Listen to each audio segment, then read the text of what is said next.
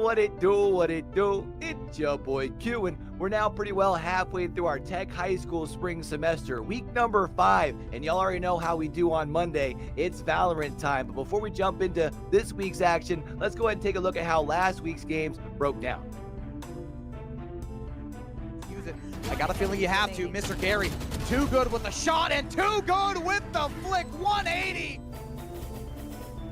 And starting off in Division 1, Winber were able to take down West Branch in their first half of a doubleheader, starting their day with an impressive 13-3 victory. And then what's better than one dub?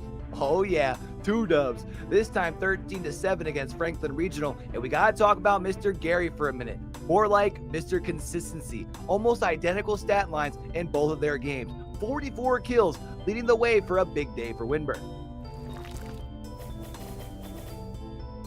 Has to be careful walking with that knife out, though. Has spotted one now. Has an opportunity, and he does it.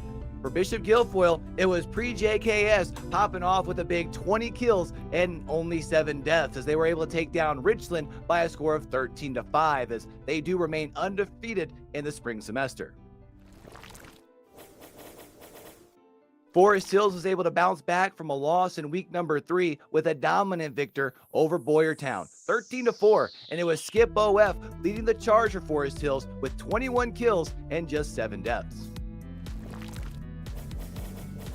Penn Trafford were able to pick up their first win of the season, and a convincing one at that, holding West Branch to just 2 rounds. And while it was most definitely a collective effort, Quarter leading the way with 17 eliminations. And wrapping up our D1 action, it was the GOATs of TEC Valorant, Greater Altoona, laying the smackdown, losing a single round, proving why they have the best round differential in the spring. Kratzer going absolutely crazy, 23-2, as Greater Altoona stay undefeated in the spring. Push forward instead. Yeah, Kratzer's pushing forward. He's immediately starting off strong with 1. Can he make it a second? He's blinded up. Unsure as of yet. There's the second. A third still on the cards, and potentially a 4th ugly line just swinging in. Just gives it to him. Over in Division 2, it was Chartiers Houston able to get their first dub of the season. A hard-fought matchup with Brownsville area, but Coltion proving to be a bit too much, leading the way with 25 kills and only 12 deaths as well, as Chartiers Houston wins 13-9. Spawn point here, and you're getting enough havoc on the site. Yulo's gotten 2, KSN has the knives out, but Potato Man did see the one in spawn. And Albert Gowden were able to bounce back after a loss in week number 3, not only winning, but shutting out Portage area, able to keep the clean sheet. And it was Steppen leading the way with a huge performance. A couple of multi-kill rounds, 5 first bloods, going 16-2. And we also had ourselves a top 5 matchup last week as well, and that was Black Lick Valley versus Franklin Regional. And keep in mind that I didn't say that this was a top 5 matchup, because Franklin Regional won by a score of 13-0. This Franklin Regional squad hasn't lost a round since week 2. They've only lost 8 rounds all spring. 8. And while it most definitely was a team effort, it was Mitch who was doing it all. 16 kills, 6 assists, 3 first bloods, and only 5 deaths. This Franklin Regional squad looks scary. Row, Signify, stuck between a rock and a hard place. Daddy J barely takes down the rocket launcher, but all of a sudden this round is completely evened up.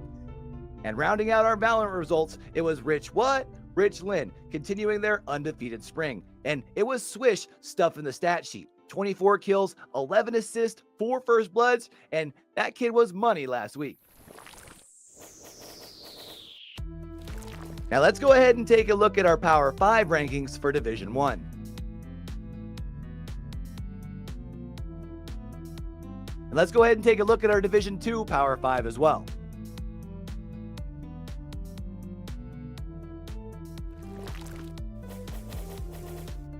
And let's go ahead and take a look at our overall standings for Division 1. And let's go ahead and check out those standings for Division 2 as well. Now, if there's a particular matchup you're looking for, let's take a look at our schedule for week number 5 so we can make sure we got y'all in the right spot to catch the action live. Honestly, my matchup to watch is going to be over in some D2 action with undefeated Richland taking on the GOATs of TEC Valorant from Greater Altoona.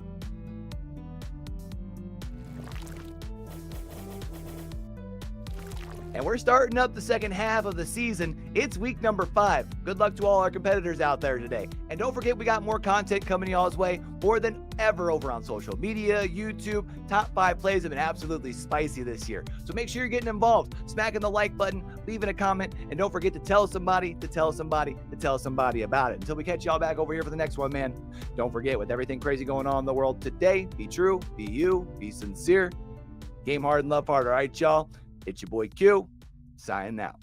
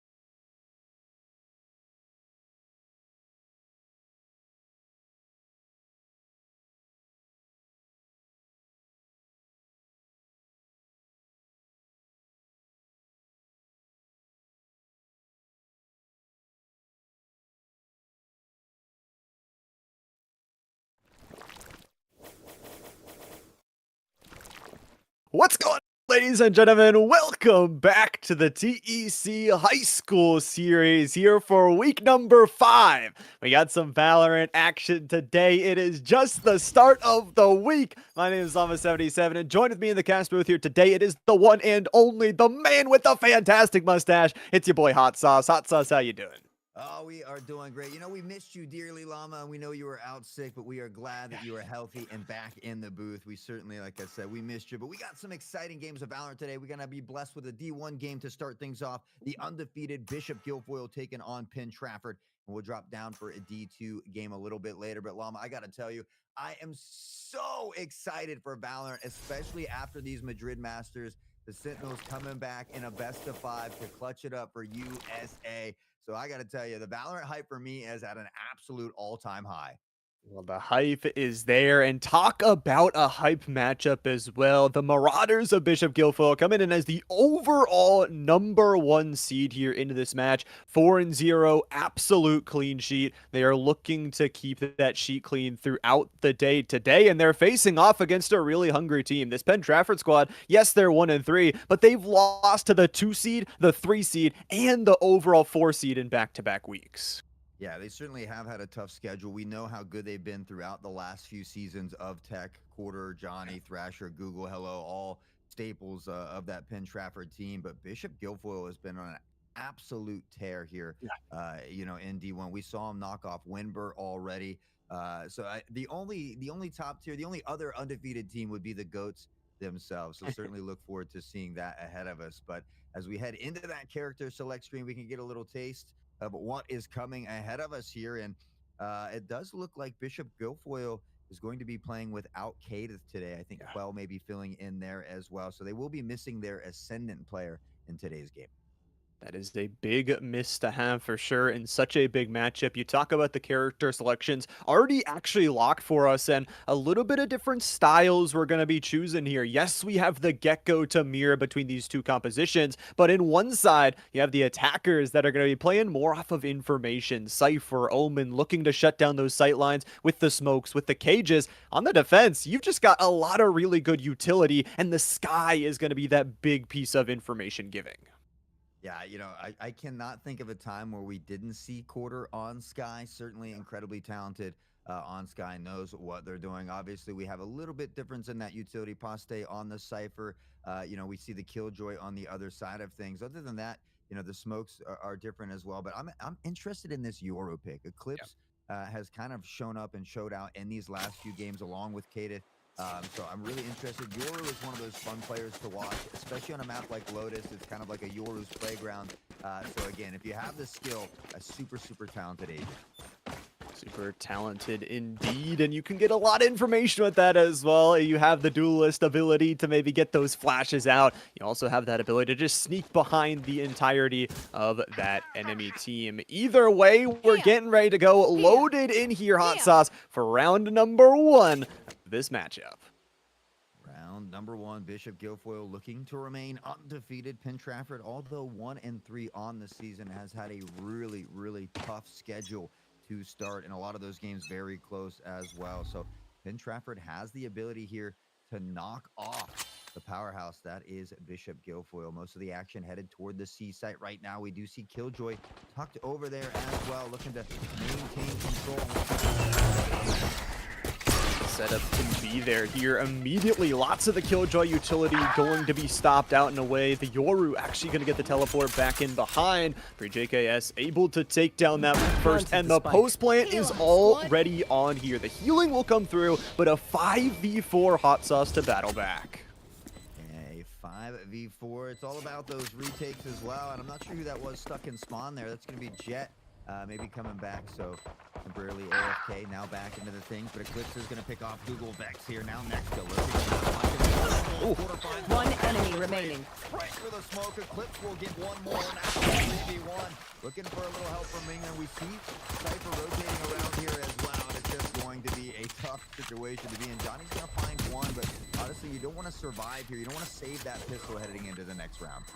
Definitely don't. We'll see if Johnny can maybe go for the clutch on up, but it's just a 2v1. That spike already ticking down towards its entirety, and that is going to be an explosion there. So lovely stuff going here for the first round. Penn Trafford able to get this going, and now they've got an opportunity to bind to this bonus. Bonus round ahead of us here as we look to get things popping. Bishop Guildpool has a nice start here, even without Kadith. Who is out playing a baseball game today, he said. So, plays multiple sports here, but right now a good start on Lotus. So Lotus is one of those maps that can actually favor the attack side just because there are 3 different sites. It does take longer for those rotations. You can kind of move the enemies around, can have that possibility to get your beautiful sight indeed. Either way is going to be heading off in towards this second round now. Of course, the bonus is going to be there. The extra little bit of weaponry is a possibility for this squad. We'll just have to see, though, what they can get done. If they can keep the pressure on up, if they can keep this one on going. The walls have fallen. They're playing a little bit more defaulted here, actually, as they prepare to set up which site they want to go on to. Yeah, just a little more default action, seeing if Trafford will look to push anywhere. Maybe they could find that early pick, but again, nobody pushing just yet. Patience is that virtue, and maybe they're just holding off because they know they have that weapon advantage as well. Maybe seeing if they're potentially stacking a site or looking to play together here. But that being said, now all the momentum about to head back towards C. The turret has spotted Yoru, and we'll just chip away here a little bit. We do see a bit of an early rotation coming in, and now Google Vex about to go head-to-head here at the door. Opportunity to close things up early. The dash away for Google Vex will keep them into some safety, and only 30 seconds left to go here. The possibility to push on through might be there, but Google Vex is going to cut one down. This site entry all of a sudden becomes very tough. Google Vex once again from the high rope, just delaying, watching, waiting with these ghosts. They have to keep the pressure on up and through, and finally the clear and possibly the plant with just enough time left. Yeah, we'll see. It only takes 4 seconds to plant, so Quell will be able to drop that plant down. And you got to wonder what's going on over here, just kind of staying still here. I don't know. They were maybe having some connectivity issues earlier. Oh. Okay, we just got word, guys. There is some technical difficulties. We're actually going to have to not only restart the lobby, but the game. There's been an issue. Basically, you when you're running the game, you have to have cheats enabled for the leader only, so that they can kind of pause the game and unpause. But it does look like that has been given to all the players on the field. So we are gonna pause this game, reset the lobby, and get back into it before we get too many rounds in. So that is unfortunate, and we will work to get the microphone, the audio fixed as well here. So just bear with us a moment. Number 5, and y'all already know how we do on Monday. Yeah, it's Valorant time. But before we jump into this week's action, let's go ahead and take a look at how last week's games broke down. Are we already in that break? Use it. I got a feeling. All right, well, we may already be in that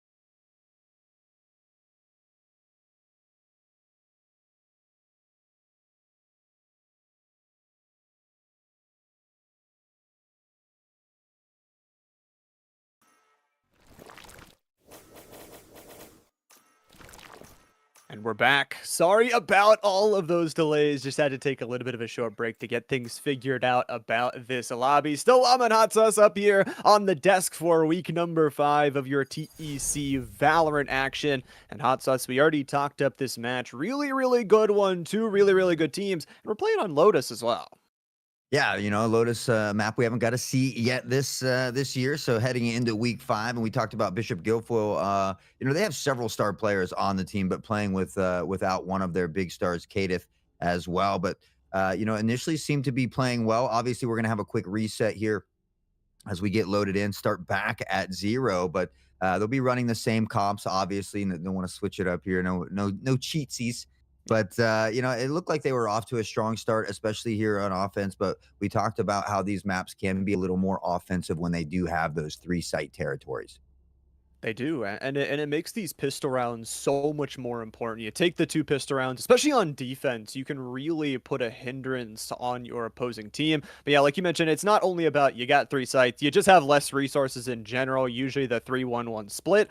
But also as well, you can also move those resources around a little bit tougher as well, that if one team goes over to C, you can move them over there and everybody's moving on around. It's all about that smoke, but having fire at different places.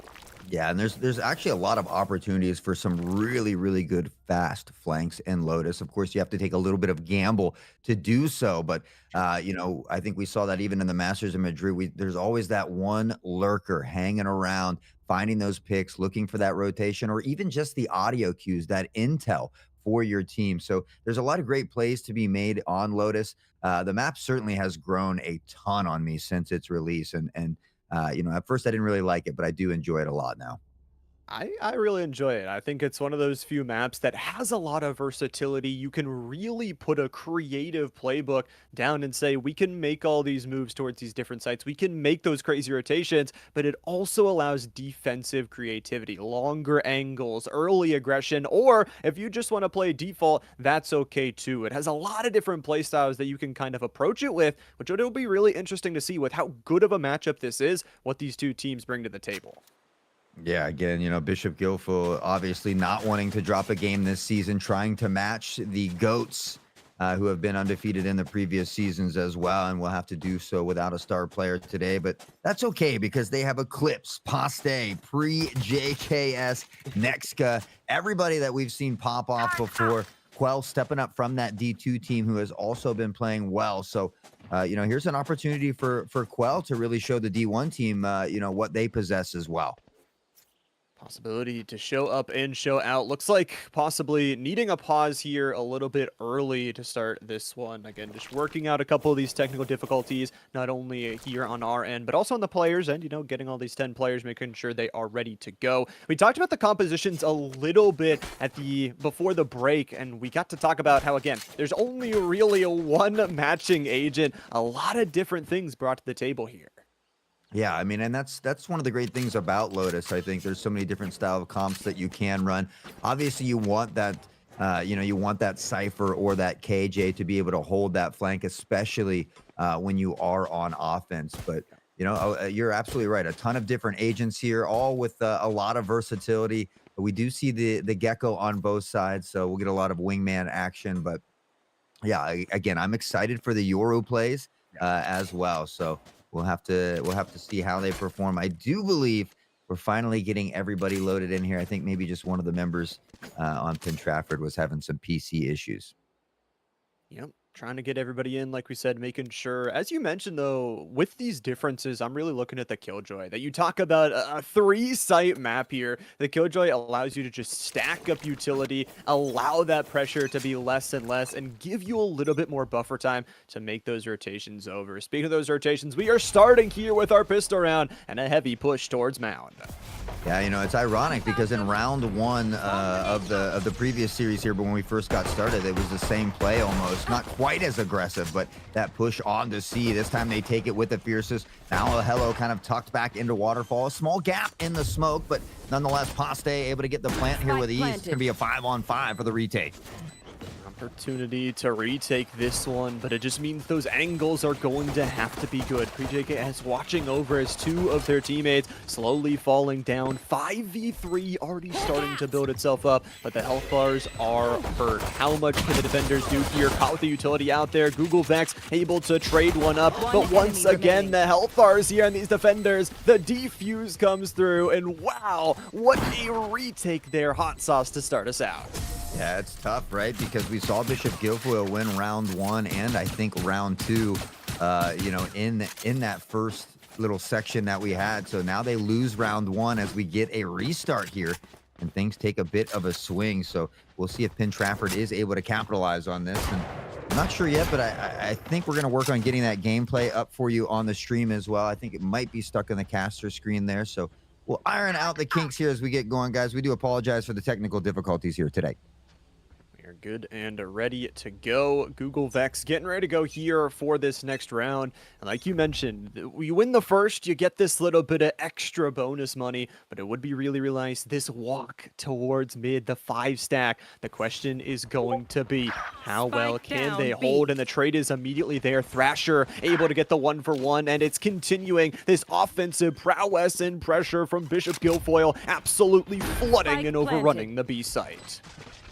Just able to kind of run right through the B site. And a lot of times we don't see pushes onto the B site as much, but certainly working at the moment here for Bishop Guilfoyle. Not much health on deck for 2 members though. Raze and Cypher very low. Google Vex able to collect up with that. Oh, damn, the smoke comes out and Hello will press in, and now 1 remaining member will be dropped by Google Vex. And after that first start, it was Bishop Guilfoyle up 2-0. Now we have a swap here. It's Penn Trafford taking the lead on the defensive side nonetheless. Trafford able to get a couple really good retakes. I gotta say though, that round is actually really beautiful. From Thrasher, they're the sole member holding down the entrance to B. And Bishop Guilfoyle says, what do we have to lose? We got some pistols here in round number 2. Let's overrun it. Let's see if we can do some damage to the economy. They get 2 kills, and now they're looking at a round where they have rifle advantage. This is a round though where you need to win if you're Bishop Guilfoyle. You cannot lose to the bonus of Penn Trafford. Yeah, you really don't want to put yourself in a tough spot, especially after being up, you know, 4-0 on the season. So right now, though, it does look like they're going to continue to work toward this KJ, who has been locking down the C site solo dolo at the moment. We can see the swarm grenades right behind the alarm bot there. The turret will be dropped early. And with that, the door key potentially looking to press toward B. Thrasher will find the decoy. The smoke comes up, and it's going to be hard to pressure through this without a flash as well. Yeah, that's the problem. Not able to work their way on through, and just that ability from Thrasher to survive in this round adds so much defensive struggle here. There's going to be a continued angle from Google Vex, but it's all on you right now. 1v5 possibility. Sees the shoulder, sees the face, but Nexka is going to see one in the ground. Quarter battling back at least with the Ghost. However, a 4v4. Guns not favoring Penn Trafford as they get top control. Paste with the plant. We can see lurking through Link there. Eclipse is going to find the pick onto Thrasher. Johnny with a run and gun swing from the Spectre. Collects the head of free JKS. Paste, Johnny trading back and forth. Now on a 2v1 as Quell able to find the pick onto Hello. Not much health for Yoru, however.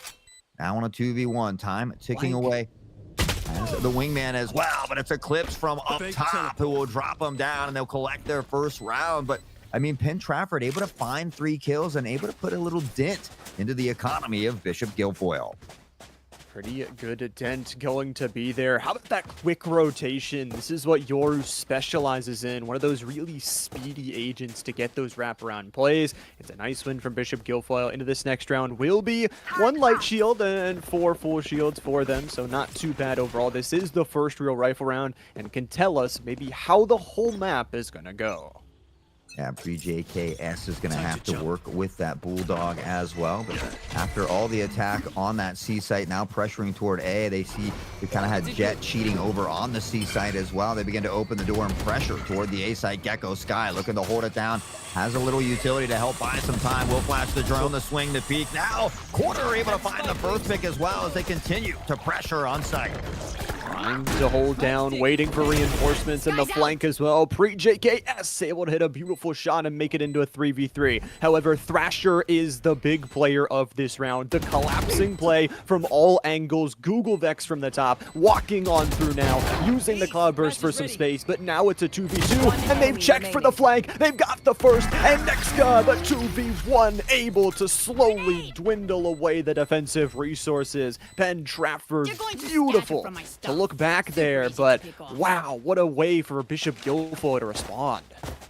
Yeah, we saw pre-JKS onto that Bulldog collecting a few kills. We'll upgrade the rifle as well, and now we find that it's Penn Trafford in a bit of an economic bind. Quarter looking to bring out the Marshall, and other than that, it's just going to be pistols on deck. We see Johnny with the Ghost, but classics across the board heading against a full set of rifles. Paste with a light armor. It's going to be a tough round here for Penn Trafford. A tough one economically. We'll see what Thrasher can do once again. Speaking of Thrasher, the Thrasher ability going to be popped out from Gecko, trying to detain somebody. Thrasher going to avoid the Thrasher, but won't be able to avoid that one, unfortunately. Pre-JKS able to take him down quickly, and it's these quick B takes, noticing that only one player has been there to block. It is now Penn Trafford in a really bad economical retake. Yeah, Thrasher actually got Thrasher, allowed him to get that easy pick. Now we see Quarter finding one with the Marshall, though. A dirty shot as Nexka finds the trade, collects Thrasher, and will send him back out. Thrasher's been an absolute menace this round and getting all sorts of opportunities. Two tucked up above as pre-JKS will filter in and find one here in the link. Now just two members lurking through the smoke. Nexka finds the first, and it's pre-JKS with a triple kill and a clutching up the round number 3. It looks like Bishop Guilfoyle back on top by 1. Retaking the lead after that pistol round loss, able to reset things, and I love the recognition from this Bishop Guilfoyle squad. It is why they haven't lost a map to the regular season yet. It's just their recognition, their ability to say, okay, they're only putting one player towards B. We can put the pressure there, and with it being the Astra, not too much utility like that Killjoy to try and slow things down. 4 ultimates for Penn Trafford. We'll see if they use any here. 4 ultimates on deck. You know, I'm a big fan of using them when you got them or using them to follow round, but Google Vex opening up with a big pick on that op to find Quell. They have the player advantage, and with that, the spike goes down as well. Quarter lurking just around the corner. Pre-JKS, Quarter, Thrasher. They find one. JKS does get taken out. Paste another in a 3v1, though. It's going to be a tough clutch here, Llama. Yeah, the wingman trying to look for him. It might just be the opportunity to get back. They have the spike. There is some utility still sitting on C, and it is all about isolating duels in this scenario. If you have that possibility to take 3 1v1s, then all of a sudden it's doable. You still got 50 armor. You still have 100 HP, but it is going to be a Killjoy a little bit too far away from that utility. He is going to hear the shots here, though, so we'll know it is going to be a C plant. It's just, will those players stick together? Yeah, they have the advantage. They certainly need to play together. That turret is right above as well, so kind of lingering onto the site. We'll pop the turret now here as well. Just the alarm bet. Google Vex through waterfalls, and what a shot from Paste! Able to collect the head and get the bread. Google in the up or down. Thrasher looking to make his way through sight. Will he have enough time? And he does. All detained is Paste. It looks like Killjoy got a little bit slowed, so no knife coming out. Johnny will collect the kill, find the defuse, and once more, Llama, we are all tied up. All back to tied, and I really like this round, actually, from Penn Trafford. It's one where we said, okay, you got 4 ultimates, right? You could just overwhelm them. They only use one of their ultimates, but it was actually this operator, the long angle on A. They said they've hit B way too many times. They're going to have to attack one of these long angles. Google Vex will have that operator back in hand for this round number 7. Yeah, I mean, and it was Google Vex, right, that started off that round with a pick and then followed it up with a second pick onto the spike carrier as well. So getting a lot of value from that operator as we head into round number 7. We'll see who goes up on top. Who's next? Who can take back that lead for Penn Trafford? Like we said, hope to keep this up, hope to win these defensive rounds, but Dimensional Drift is actually going to be popped very quickly by Eclipse. Trying to get back on. You're hearing the sound. Huge defuse and pulling out the judge, lays down the law, and right back to the team. That is one way to open up a site, but now they have to deal with waterfall control. 5v4, the plant is going down. Yeah, I love some good judge action. The op will go onto the decoy. The blind is there as well. And now the teleport from Eclipse needs to work these closer angles. He has picked up a Phantom, though, as well. So Quarter will find a pick onto free JKS to find the equalizer. Not much healthier for Sky as they continue to try to hold this down. Quell, Thrasher, both finding trades now into 3v3. Nexka on the lurk. Has Eclipse on the crossfire here as well. Paste the first to be taken out, and now the advantage is swapped. Nexka through the smoke finds one, but it's Google Vex who clutches it up, and just like that, Penn Trafford back on top. Such a pendulum swing of a round. Google Vex gonna send an operator shot into their opponent. A really good retake. It started with that ultimate, that your ultimate that we said can give you so much information. Eclipse did a great job. However, the rotation was just so fast that the collapse came through. Those multiple different angles, especially through waterfall, so hard to deal with. Penn Trafford, really good defensive round, and they'll keep the operator hot sauce for this next one too. Absolutely love to see it. I'm a huge fan of sniping in any game, so I love my oppers out there. Google Vex has it in hand. 8-4 at the moment. Set up here at C could spell danger as the crew running the jump is going to draw it out, though. They'll have to backpedal off a little bit. We can see the Astra ability there as well as the decoy continues to press forward. And it does look like an early rotation coming toward this A site. This could be huge here for Bishop Guilfoyle. Yeah, this was really, really nice. They pressured towards Mound. Thrasher is going to walk out and at least get one. And that's just so smart from Thrasher, recognizing that you've lost 2 players on the A site. Get some aggression. Get something back. And now a 3v3 possibility for Hello. Might be running into some extra little bit of cavalry here back in spawn. Has a teammate trying to peek it together, but this Yoru could be a problem if Eclipse is allowed that ability to reset. Immediately shut down. And now the position with the operator makes it a little bit awkward, but it doesn't. Google Vex is just better. Hits the shot. A 3v1, and the defuse has already started. Nexka has to walk on out, and Thrasher, the 2 pivotal kills there in this round, and Google Vex still popping off. Yeah, Penn Trafford now up 5-3, and again, they're 1-3 on the season. They had a tough start to their schedule, but Bishop Guilfoyle undefeated at the moment, at the threat being knocked off here by Penn Trafford as they look to regain in their season and head toward that playoff, or that postseason bracket rather. But right now, all this action here in spawn, it looks like the economy in a little bit of a bind here. May see some Spectres, some Stingers, some Sheriffs. They're trying to figure out what they want to do over there, Lava. See where the weaponry goes. I mean, you have some ultimates. The problem is Penn Trafford has been so good at reserving these ultimates towards these later rounds. They have 4 of them, and especially that divide. If Thrasher sees this pressure coming, if Thrasher is able to pop that divide right on that edge, it is going to be the Thrasher instead, and probably caught once again. Yes, the detain will come through, but this time has reinforcements. Thrasher will pay the ultimate price. The plant is down, even with the lesser weaponry. The Defender Killjoy ultimate is active. The ult is active, and Google Vex's wrist is active too. The flick will come in, Paste will go down, the squids go out as well, but it's a clip with a stinger, and then the right click we trust as Google Vex is absolutely devastating out here, on fire, and no look of slowing down anytime soon. Defuse looks to come in, the pressure, but Quell finds 2 with a Bulldog. Absolutely unbelievable. Johnny tucked into the corner, time ticking away, will be spotted here. Has help, but again, time ticking away. Not much here on the defusal, the edge, and Quell with a triple kill, who stepped up from Division 2 and have an absolute banger of a day. That was beautiful. Really, really nice step up, and that double saving the round. And what was a round where you walked in with lesser finances, it's even more detrimental to the Penn Trafford economy. Gotta say, that just angle, the weight, and the patience from the players, and once again using that Thrasher as soon as they get it. We head into round number 10, where Penn Trafford, you need to win this one to stabilize your economy. You use some ultimates in the last one. You might have to use 2 more here in this one. I mean, Penn Trafford has 5 rounds here on the defensive side of things, already looking good for them. Eclipse in that dimensional drift here, pressing forward, looking for a little extra intel, looking to gain control of the site. Wingman will go out and should find the plan here. Went a little far, but it's Paste with a double kill, and what a dirty series of events.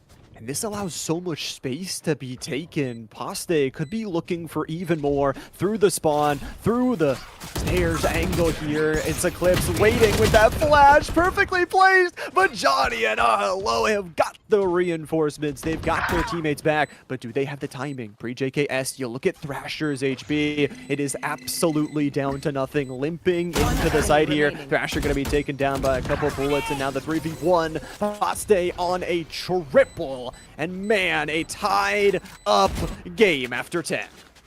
Yeah, I mean, it's just been back and forth here, and you know, you love to see it between these two incredibly talented teams. That's why I said Penn Trafford, their record might show 1-3. It certainly does not do them any justice, but you know, right now Bishop Guilfoyle looking to climb back in this one. Now we are tied up. The economy here a little bit looking a little bit dastardly over there for Penn Trafford. Unfortunately, we see the Marshall, we see a Vandal as well. Other than that, it's 3 classics. Google's going to sell the Vandal here as well and look to play for that following final round. Trying to get some money into the round before the half ends. That is important, though. Only 2 more rounds here before this half does end. You got to use all your ultimates, all your funds, or you will unfortunately lose them. A heavy C hit coming in once again, and very quickly Pre-JKS able to get themselves into a good position. However, those rotations have been absolutely stellar from Penn Trafford before. If they can get 1 or 2 picks, Hello's going to dive right on in here, and it's Google Vex actually the one to be taken down first. Now the reinforcements are here. Now the plant is going down. But is it too late? Is the weaponry good enough as the spike is down? Yeah, I mean, anytime you can get Google Vex as your first pick, you're gonna feel good, and that confidence now exuberating from Nexka as he finds a 2-piece. The 2K, now Wingman for a little extra intel. Has to be careful, only 20 health. A body shot from that Marshall will drop him, but he has help from Paste. All day, Johnny Be Good will find one. Eclipse from behind. Will clutch it up now, 6-5, and Bishop Guilfoyle, after kind of being down, kind of playing catch-up, tying it up each round, will find themselves on top as we head into the final round before half.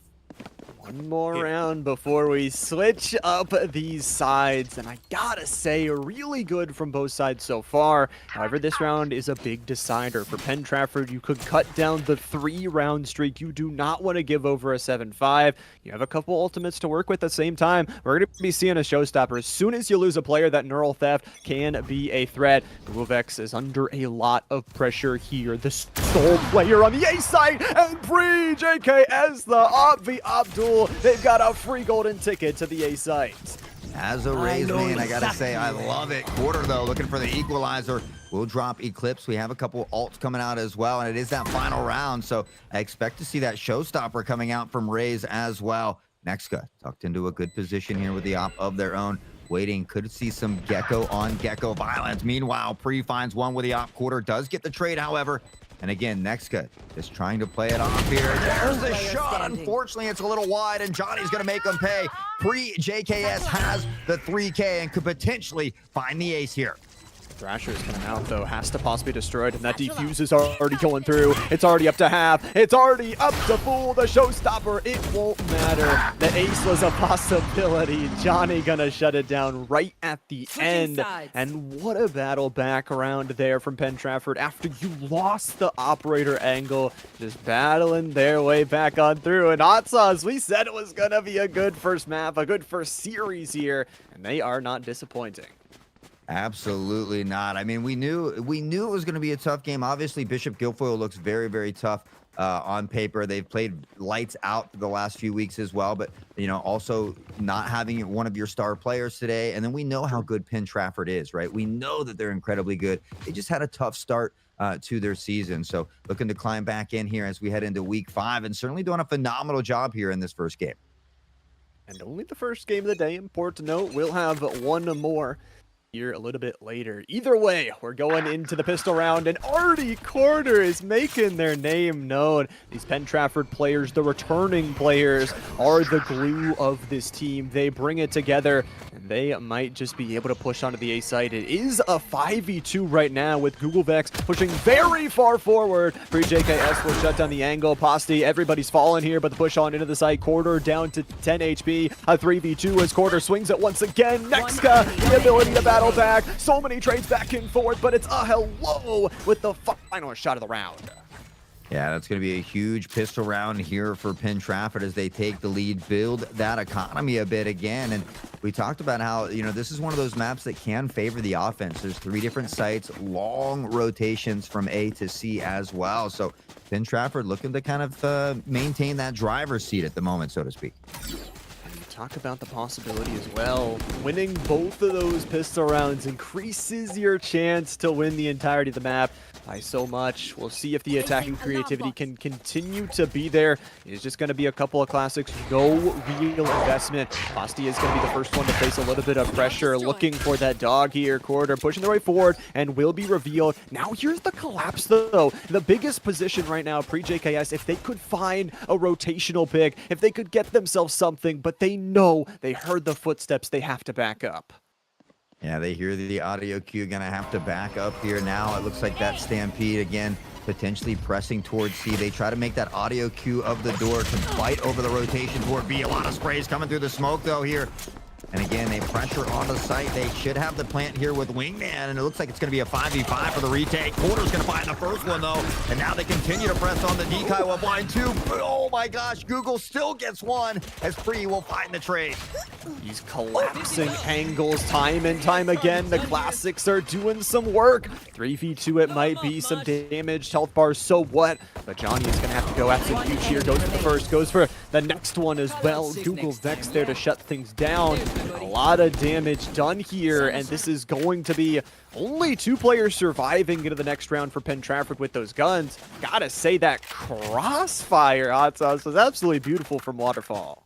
Yeah, you absolutely love to see it. A team working together. We talk about how important team chemistry, team synergy is, and certainly displaying that to a T at the moment. Those first 2 rounds in the bag. Bishop Guilfoyle was able to find some kills, though, kind of chip away at that economy. So now they find themselves in this rifle round. They have the weapon advantage here as well. So they need to go ahead and close this one out. See if they can close this one out with better weaponry. This is going to be the Penn Trafford offense pushing forward, playing a little bit slower, not wanting to run in towards these closer angles. Again, Sheriff on Thrasher has that possibility. You hit some headshots, all of a sudden it can change out the game. A little bit of spam through the box, making sure nobody is lurking around. However, that entryway was broken through a link towards B, so that means Nexka could have a walkout opportunity. This could mean that they could cut down the backline. However, Google Vex may be making some noise, and about 60 seconds left to go. Penn Trafford playing this one very patiently. Yeah, Penn Trafford playing patient. And I love to see when teams can kind of mix up that ebb and flow, mix that aggression with those kind of default plays. See if you can get that early pick here and give yourself the team advantage. They begin to pressure the blind. The dog finds one. Thrasher, Google Vex, both collecting kills. And this round could be huge for Penn Trafford. Eclipse has other plans, though. Poste gets one as well. Now in a 3v2, a shot at the decoy. They have an idea where they are, but Johnny, who's been on fire, will finally be extinguished by Pre-JKS. Now on the 2v1, it's Pre who finds the final kill. And I'm not going to lie, Bishop Guilfoyle needed that round. They struggled a little bit to get it. In the end, they will find it, but how much damage is done to the economy? A lot of damage for sure. We'll see if they're able to buy some rifles here in towards this next one. They at least get themselves onto 7, and they're going to have those good rotations. What I noticed in that round, their ability to play together, to cut down the angles and take that final team fight in a 2v1 rather than 2 1v1s, the absolute difference maker. We've got 2 absolutely huge ultimates on board, though. Johnny with that Thrasher, you can open up rounds with that, but Pre-JKS, we know you can close rounds with the Showstopper.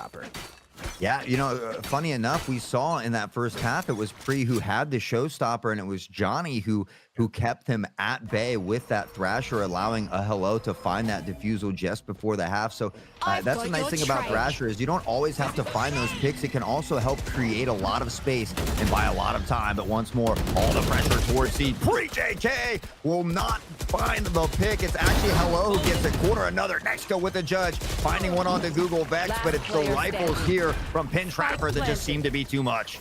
Oh, I thought for sure that it was going to be that Judge popping off from Nexka. Just the utility usage there, very beautiful to cut down sightlines. Draw down to 1 and quarter on a quarter. 4 for them, absolutely beautiful, and it puts Penn Trafford on 9 in such a powerful position.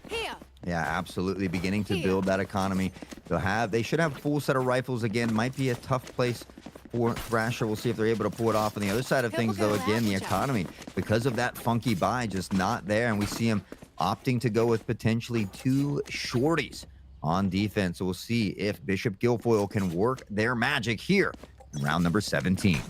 It's a big one. This can get double digits here for Penn Trafford. You could see the end of it in sight. Dimensional drift from behind. TJKS, this is just a really good crossfire in the cut down. We'll see from behind what Eclipse can do. This is your moment right now. Has the flashes, has the utility, has the ability to open things up, but gets back with the team. Going to be a 4v4, but lots of information gained that they are kind of wandering around this A-Link area. And this rotation from Quelenico, if you can open this door, if you can get that opportunity, I could see them getting multiple kills. Now we see him trying to work his magic there inside of tree 3, waiting on the other side of that door as Eclipse begins to lurk into a better position. Had the judge, but was able to pick up that Guardian as well. Most likely heard that audio cue there, 2 tucked by the door. We can see Cypher rotating around through B as well, and really no member of Penn Trafford looking to rotate yet. The smoke comes in at a perfect time. The shot, though, through. Nobody will be hit just yet as they exchange bullets. Thrasher, the first to find one through the smoke. There's the blind as well, and the stun comes in. Might have been an own stun. I'm not sure. That could have... Back and forth here now, quarter with the flash. Thrasher looking to press forward, does find a pick. Well, we'll get one on the trade now in a 2v3, and quarter has been an absolute menace this game, Llama. They absolutely have. Posty's gonna try and go for one more shorty. Oh, he's got the angle, got the aim. Will they have the ability to clutch on up? This is a 2v1 with 43 HP. The possibility to isolate this into 1v1 has the Phantom, but doesn't have the first. Johnny able to shut things down. The patience from Penn Trafford pays off. Yeah, now 10-7. It's a tough position to be in, but that was an eco round for Bishop Guilfoyle. So all in all, not horrible. We will see him kind of forced into these rifles. Pre-JKS, though, has kind of been limping into some of these buys, so he's going to have to opt to go with that Bulldog. 23-12, having a phenomenal day thus far. We'll see if they can kick it in overdrive here for round number 18. This is a big one. Another kind of semi-half buy. We'll see if it affects the funds going into these later rounds, but I do feel it. And on the defensive side, you need some extra resources to try and fight this one. Nexka tucked into Mound has a possibility to near the ultimate RQ, but there's so many players. Thrasher, the ability to overrun this Mound position. Now they've got the Seekers. They've got some information. More players are lying in wait, but they know they have the better resources. It's going to be... Oh, a nice little divide coming on through. That's going to last. Woo! Wow. Paste with a 3K, the showstopper, and honestly, it looked like Bishop Guilfoyle was about to be overran on the C site, but the ult comes into play. It's huge, and it's Paste off the back of a 3K to help them clutch that round up and maybe just bring it back a little bit closer. Now only down by 2. Only down by 2. It helps stabilize that economy a little bit more as well. Gets them right back in this game, gets them set up on a defensive position, and gets pre-JKS the GOAT raise. That operator already on to 20+ kills, maybe looking for 30. Eclipse is there, but pre-JKS is there as well. The shots don't connect from the first, but the operator does, immediately cutting down a player that not only was a good addition to the squad, but also had that ultimate. That's going to be in the pockets for now. Poste Quarter trading on the other side of the map, and it is pressure. This is all smoke, and then nobody else is falling over from the defense. It is still this A pressure that needs to fall through. Eclipse needs to be very careful with their positioning. Yeah, Gecko kind of pushing up through C, just making sure that the rotation isn't coming in. So Gecko will have that extra intel for the squad. Eclipse tucked into the side of tree room here. Thrasher pushing through, the flick of the wrist, the spray, and it's not enough. Thrasher with a classic somehow comes away with a big pick. There's the out from pre-JKS. And there's no joking on that one. Sends them packing. Has the Roomba. Will it go Boomba as the plant comes down from Jet? Hello, will find a pick now on a 2v2 as well. Jet rotating away from that op. Has to be careful. Pre-J all these angles, and it's unfortunate. Probably should have gave Gecko a little bit more time to get into position here. Nexka on the flank has a possibility to do something fantastic. No operator pickup, door's gonna open, sees the first, isolates it, but Google Vex has got the movement, and got the dash to pick up the operator. Penn Trafford playing together. It is what we have talked about for the entirety of this map. It seems like something simple, but when you isolate a 2v3 into a 2v1, and then a 2v1, and then another 2v1, the game just seems so easy. Yeah, unfortunately for Bishop Guilfoyle, they just kind of funneled in one at a time, not really using those numbers or that weapon advantage as well. So, I mean, I think 3 members for Penn Trafford didn't even have a bye there. So an insane round for Penn Trafford. One more to go to match point as they look to close this series out and knock off the undefeated Bishop Guilfoyle. Trying to improve their record, state their claim as the best, but to be the best, you got to beat the best. Pre-JKS having an absolutely monstrous game for themselves. That's the second down as well. A lot of informational utility in that sky. Google Vex, close range, through the wall, taking down the first. Will get a little bit of flash eaten up for themselves, but having this operator on offense gives you so much potential to cut down these 8 angles. The question is, Hot Sauce, are they ready to look left? Yeah, I mean, and even so, are they ready for so many members to be over there on that left side? They'll look to break the orb as well.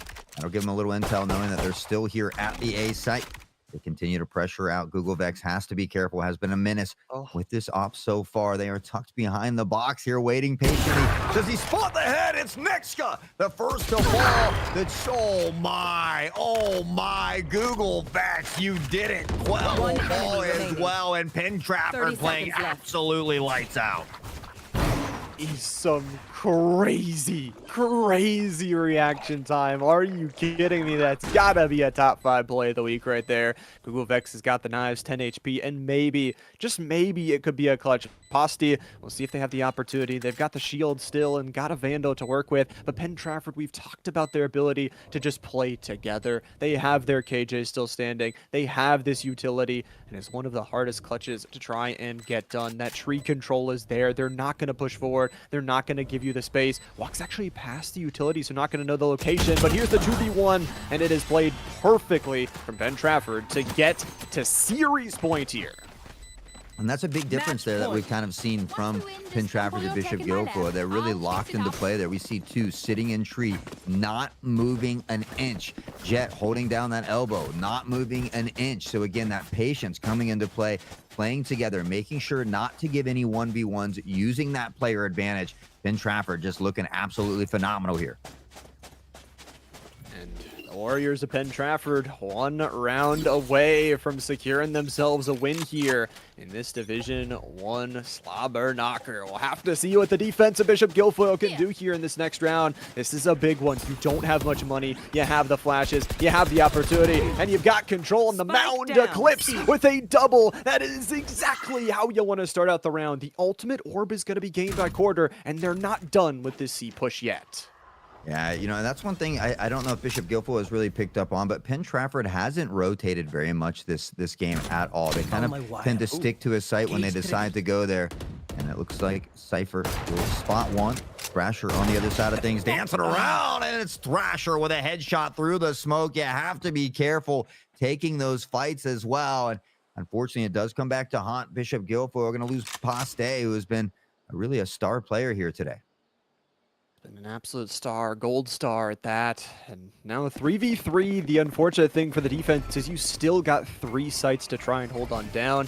It's going to be Thrasher laying down some utility to try and help protect themselves as they walk in towards this A area. They grab the ultimate orb. They're making a little bit of a noise here. Only 30 seconds left to go, but you only need 4 to plant that spike, and their rotation is absolutely in. I think the retake is just what Bishop Guilfoyle is going to play.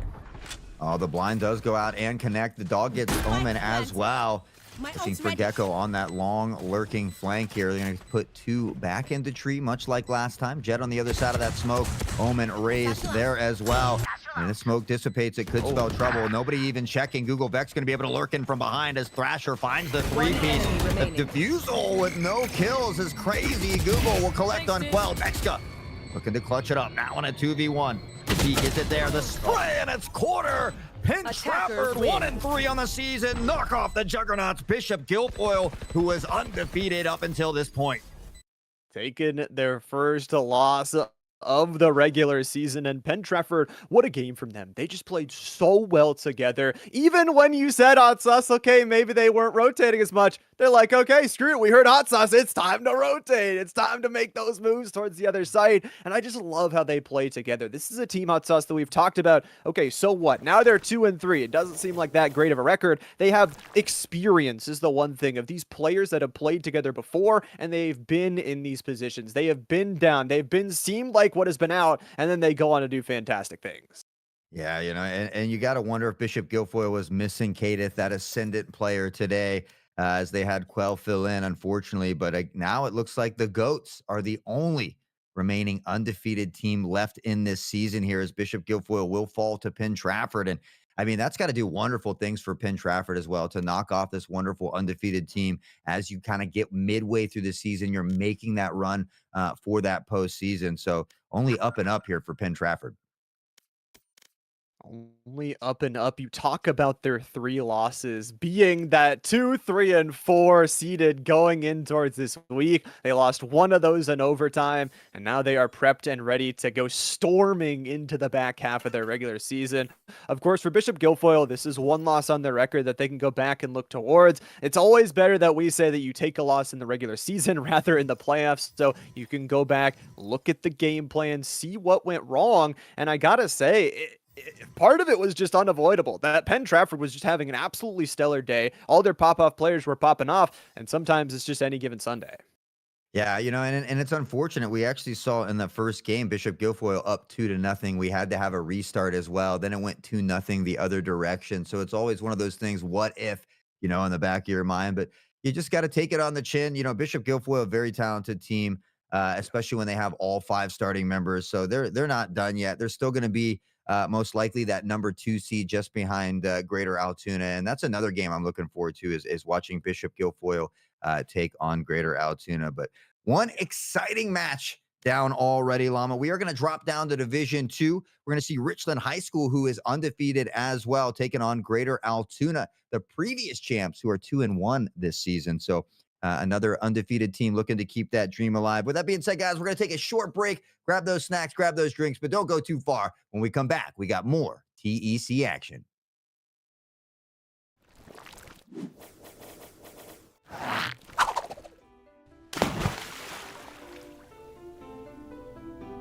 Hey, yo, what it do? It's your boy Q, and we're now pretty well halfway through our Tech High School spring semester, week number 5, and y'all already know how we do on Monday. It's Valorant time, but before we jump into this week's action, let's go ahead and take a look at how last week's games broke down. Use it. I got a feeling you have to. Mr. Gary, too good with the shot and too good with the flick. 180. And starting off in Division 1, Winber were able to take down West Branch in their first half of a doubleheader, starting their day with an impressive 13-3 victory. And then what's better than 1 dub? Oh yeah, 2 dubs. This time 13-7 against Franklin Regional. And we gotta talk about Mr. Gary for a minute. More like Mr. Consistency. Almost identical stat lines in both of their games. 44 kills, leading the way for a big day for Winber.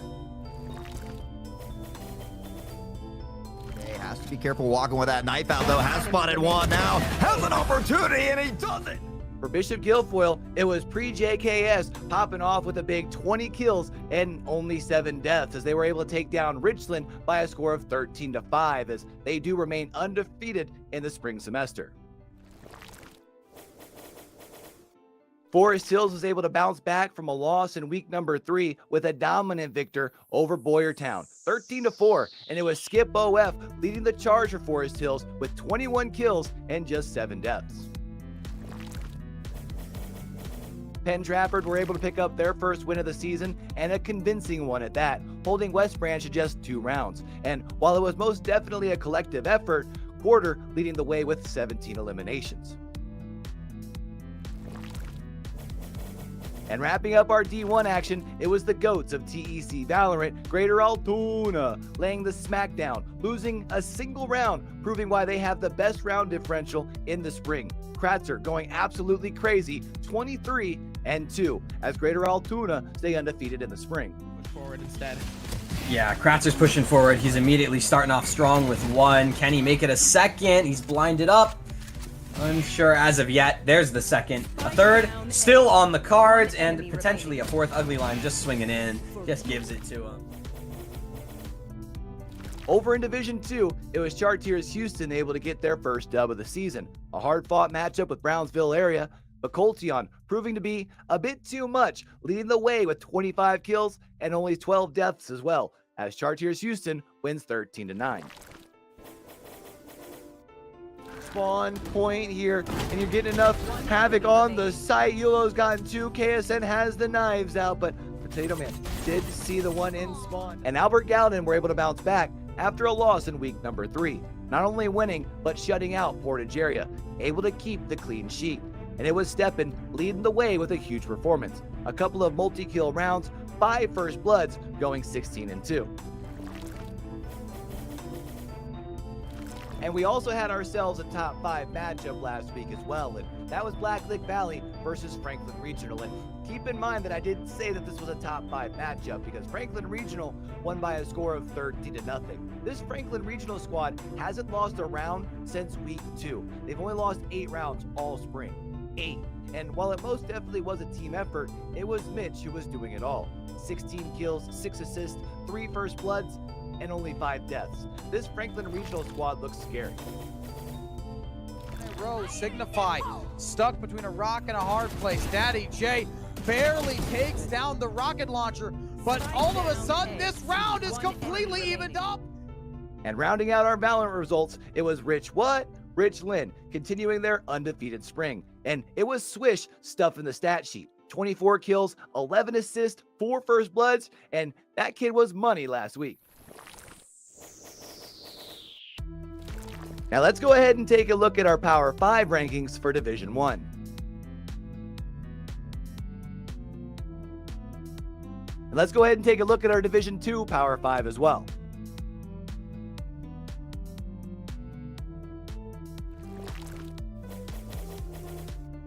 And let's go ahead and take a look at our overall standings for Division 1. And let's go ahead and check out those standings for Division 2 as well. Now, if there's a particular matchup you're looking for, let's take a look at our schedule for week number 5 so we can make sure we got y'all in the right spot to catch the action live. Honestly, my matchup to watch is going to be over in some D2 action with undefeated Richland taking on the GOATs of TEC Valorant from Greater Altoona.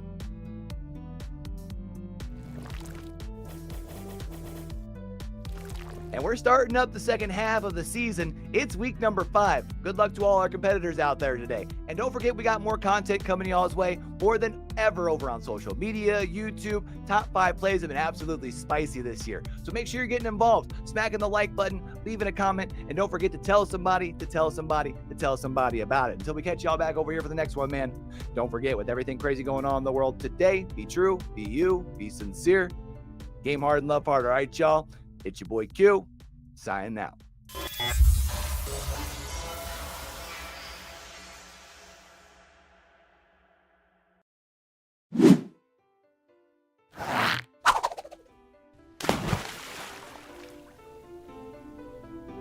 Hey, yo, what it do, what it do? It's your boy Q, and we're now pretty well halfway through our Tech High School spring semester, week number 5, and y'all already know how we do on Monday. It's Valorant time, but before we jump into this week's action, let's go ahead and take a look at how last week's games broke down. Use it. I got a feeling you have to. Mr. Gary, too good with the shot and too good with the flick. 180. And starting off in Division 1, Winburg were able to take down West Branch in their first half of a doubleheader, starting their day with an impressive 13-3 victory. And then what's better than 1 dub? Oh yeah, 2 dubs. This time 13-7 against Franklin Regional. And we gotta talk about Mr. Gary for a minute. More like Mr. Consistency. Almost identical stat lines in both of their games. 44 kills, leading the way for a big day for Winburn. He has to be careful walking with that knife out, though. Has spotted one now. Has an opportunity, and he does it. For Bishop Guilfoyle, it was pre-JKS popping off with a big 20 kills and only 7 deaths as they were able to take down Richland by a score of 13-5 as they do remain undefeated in the spring semester. Forest Hills was able to bounce back from a loss in week number 3 with a dominant victor over Boyertown, 13-4, and it was Skip OF leading the charge for Forest Hills with 21 kills and just 7 deaths. Penn Trafford were able to pick up their first win of the season, and a convincing one at that, holding West Branch to just 2 rounds. And while it was most definitely a collective effort, Quarter leading the way with 17 eliminations.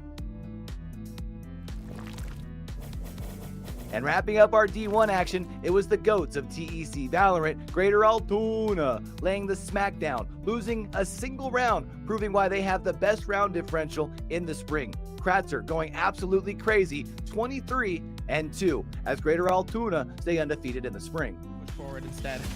Yeah, Kratzer's pushing forward. He's immediately starting off strong with 1. Can he make it a second? He's blinded up. Unsure as of yet. There's the second. A third still on the cards, and potentially a 4th ugly line just swinging in. Just gives it to him. Over in Division 2, it was Chartiers Houston able to get their first dub of the season. A hard-fought matchup with Brownsville area, but Coltion proving to be a bit too much, leading the way with 25 kills and only 12 deaths as well, as Chartiers Houston wins 13-9. Spawn point here, and you're getting enough havoc on the site. Yulo's gotten 2, KSN has the knives out, but Potato Man did see the one in spawn. And Albert Gowden were able to bounce back after a loss in week number 3. Not only winning, but shutting out Portage area, able to keep the clean sheet. And it was Steppen leading the way with a huge performance. A couple of multi-kill rounds, 5 first bloods, going 16-2. And we also had ourselves a top 5 matchup last week as well, and that was Black Lick Valley versus Franklin Regional. And keep in mind that I didn't say that this was a top. And we're back, still here at the TEC High School Series, here for our week number 5 of action. Of course, we are just starting out the week, but it is Monday, so you know we got to play some Valorant. Already 1 series done in the day. We're moving down to D2 here for the second one, and it's still our beautiful faces, Llama and Hot Sauce, up here to call all of the action. Hot Sauce, great first series. I'm ready for the second. Yeah, you know, we've got the former champs, Greater Altoona, who are actually 2-1 on the season. I think they lost to the new school Franklin Regional. So Greater Altoona, the former champs in D2, are going to be taking on Richland High School, who is still currently undefeated at the moment, 3-0. Signify, we've seen pop off time and time again on that Reyna. So that'll be interesting to see as we get ready for another match back on Lotus. Going to be an exciting one. We'll have to see what different compositions they do bring to the mix. Like you were talking about, Hot Sauce, in the previous series, there's a lot of different iterations of what you can do, a lot of different hovers being chosen between these two teams, but most importantly, it's all about creativity and sticking together. Because it is that 3-site map, if you're able to play with your teammates, you have such a higher chance of winning those gun duels as well. You also talk about creativity, the movement between all those sites is the most important thing. Absolutely. And again, I'm loving these differences in comps that we are seeing here. A little bit more similar, but you know, we see that with the Omens there. But again, Reyna, we got Rays. I mean, just a big mix here. And Signify is someone that we often see on Reyna, but opting to go with the Fade here. Going with the Fade, and I honestly really love Fade on Lotus. You can kind of sub it in for a couple different things, but what the Fade specifically gives you is information, which once again, we saw it in the last series with the Cypher, with the Sky. You can kind of work off that information a little bit differently. However, with the Fade, I really love the ultimate. That push forward, the ability to just damage a ton of opponents and maybe clear even an entire full site with one ultimate has so much power. You combine that with the things like the lockdown, and I really love this composition, but you know what? We always say, Hot Sauce, always comes down to execution here in the Valorant arena. Absolutely. You got to execute, especially on the important day, on game day here, as we get set against Richland High School, now 3-0, Greater Altoona 2-1. They look to continue this push here through Lotus. And right now, it does look like all the action kind of mounting over toward that A site. And I do want to remind you, Red Bull, a name that we're familiar with, is actually Alamari, so who has recently changed his name.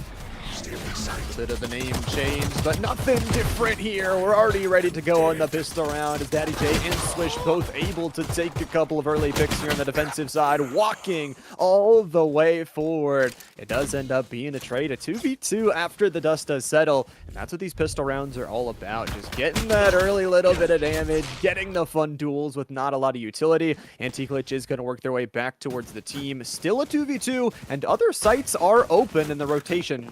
Will come through. Yeah, unfortunately, there was just a tiny crack in that smoke there, so they're able to spot that rotation. But it does look like Yoru is going to look to hold strong for just a little while longer. Meanwhile, the Stampede heading toward that C site in a hurry. And it does look like they will get here with ease. They should be able to find this plant as well. I'm kind of surprised that the rotation hasn't come in yet from the other team here. Trying to protect that A and B site, making sure there's no reaggress. Finally, that spike will be planted. The camera is actually watching back towards Mound, so not the most information here from the attacking side on this post plant. They'll have to work off of this tripwire. It is going to be the Fade selecting and destroying the first one on the entry there, and it's just a walk-in. Nice little bit of gun duels. Signify able to get this defuse on in, and what a back and forth round on us. That's how I love pistols to go. Oh yeah, you love to see them kind of duke it out a little bit. We even got a big long rotation, a couple 1v1s, some 2v2s. So you get a little bit of everything with those pistol rounds, and it really comes down to that true aim. I mean, everybody basically has the same off rip, same money. So you're looking at light armor or no armor, classic or ghost. So it's very, very evenly matched, and it's all about that aim duel. So I too, Llama, love the pistol round. Well, no more pistol round, unfortunately, for us pistol round enjoyers. We get to go to the bonus here, as the weaponry going to be very, very nice for our defending side. We'll see if the classics can match on the other one. And with time to work with, it is just going to be really, really quick. So push and flooding into the C side. Unfortunately, they're going to have to deal with all the weaponry that is already here. Nice little bit of decoy and flash ability from Anti-Glitch to slow this down. And what this does is allow OG to get behind him. The collapse, the pincer, already one going down. But how many on the exit can they get? Can they shut this round down? I can't even speak, man. It's just the ability with those classics to battle back in a 1v1. Yeah, I mean, it was a great job by Mudbone there. Unfortunately, just swinging a little too far to the left there. It has the run and gun capability with that Spectre going up against pistols, but swinging out just a little too far, giving them that 2-3v1. Classics will reign supreme, as now that rotation comes very quickly yet again, and they should be able to find this plant on the A site. They have the player advantage on the defense here, though. They need to make sure they play this retake together. Where are you? Altoona here. We got 3 players still standing as the Rams do push their way on in towards the site, flooding from all angles. Signify, beautiful first opener there. At least the trade's back, and already got 2 down, so exactly what you want here for this eco. They're going to pop that defuse, and Sakara actually able to get a third. Swish goes on a 3K as well, but that damage is really, really nice for a bonus round. Yeah, so I are able to at least find one. And we talk about, wanting at least 2 kills on that eco round, just trying to chip away at that economy a little bit. So at a minimum, able to do that. We will see the Guardian and the Spectre come back out for one as they force into this anti-bonus round. Meanwhile, the other side of things, full rifles as well, except for Sayahara opting to stick with that Spectre. Has the ult on deck already as well. So maybe that Neuro Theft can give him a little bit of that extra intel. Love that little bit of intel that Cypher does provide. We'll see where that intel does go. KJ utility placed towards a 2-1-2 split. So it looks like the offense of Greater Altoona is still pushing their way on forward. Once again, it's just a very, very quick walkout here. Anti-Glitch is the one behind the opponents this time. How much can this KJ utility delay? Can there be the pincer play? And Vigussi able to take down Mudbone first, and that's going to be an immediate rotate into B. The pincer play is shut down. A 5v2 on the site as they deal with some utility, but they are still waiting to make that decision on where to plant.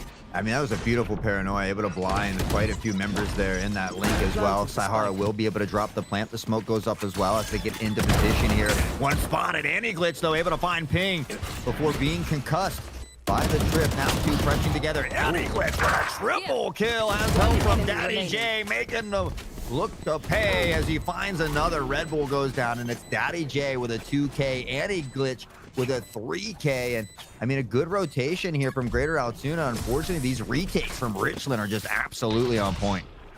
This third round as well, it's not the expected flow of how a Valorant game does usually go. Usually you take the pistol, you get the bonus, and then you have the lesser weaponry going in towards that round 4.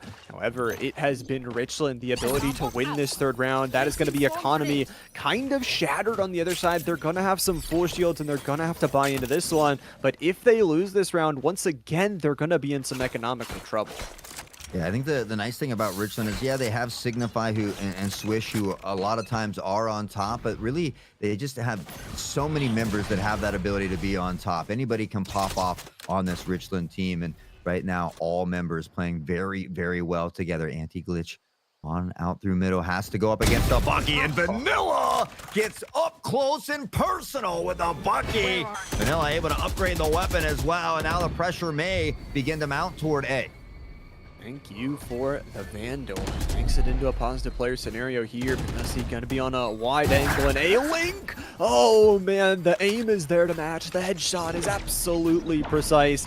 And now with a 4v3, they're thinking of backing off. They're thinking of making a rotate, but Red Bull not able to get the door open quick enough. They will pay the price, and the Piper is here to earn their wages. 3v3, the rotation finally working their way out. All of that KJ utility, absolutely hard to get through, but B is one of the toughest sites to hold.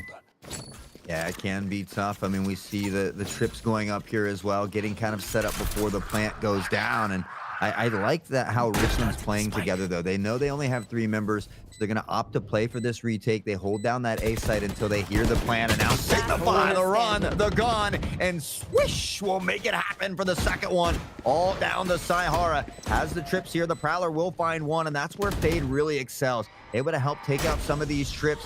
Will be spotted here as well. Daddy J gonna pass on by the spray, and it's not enough. Daddy J comes away with a big kill, and now it's Richland up 4-0. It's just individual duels that allow them to get that lead that you're talking about. The retakes, the fade, and the better economy. I feel like they're using so well to start out this game. I will say on the other side here for Greater Altoona, they've got the Omen ultimate. It's not the most impactful, you will say, because you look on the other side, you see the Empress from OG. Even though you're a 2-4 Reyna, we know any Reyna that pops the Empress can change around. You start to get picks, and things can swing your way. They also have that Yoru ultimate that could really, really shut down any sort of offense, especially with how aggressive they've been going. See what the adaptations are here in round number 5.